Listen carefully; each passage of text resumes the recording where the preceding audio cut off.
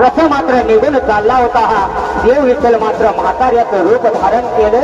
काठी लागला होता, टेकायला गराळा लागला होता, गाळायला मान लागली होती, हलायला त्यात वेळेला मान लागली होती, हलायला गराळा गाळायला काठी टेके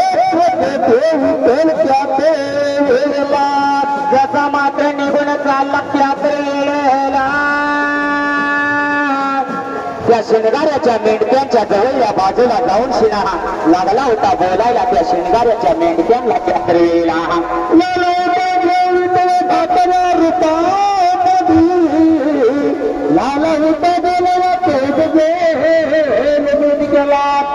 जसं मात्र पोडे पडले त्या शिणगाऱ्याच्या मेंढक्यांना लागला होता बोलायला. पाऊस लागलाय पडायला, थंडी लागल्या वाजायला. तुझ्या मेंढीचं दूध दिलं तर लय बरं होईल, मी चहा करून पिणार आहे. तुझ्या चौदा मेंढक्याला देऊ तर बोलायला चौदा मेंढक्याने विचार केला म्हणाला. जसं मात्र मेंढकं लागलं होतं बोलायला. हे म्हाताऱ्या काय झालं लगा पाऊस लागलाय पडायला, मेंढ्यांना चारा नाही खायला, तुला दूध कुठलं देऊ. मेंढ्या चोकरी बाजूला झालं तर दूध लावलाय मागायला म्हणून लागली बोलाय चौदा जण मेंढकं माझ्या रुटी देवाला.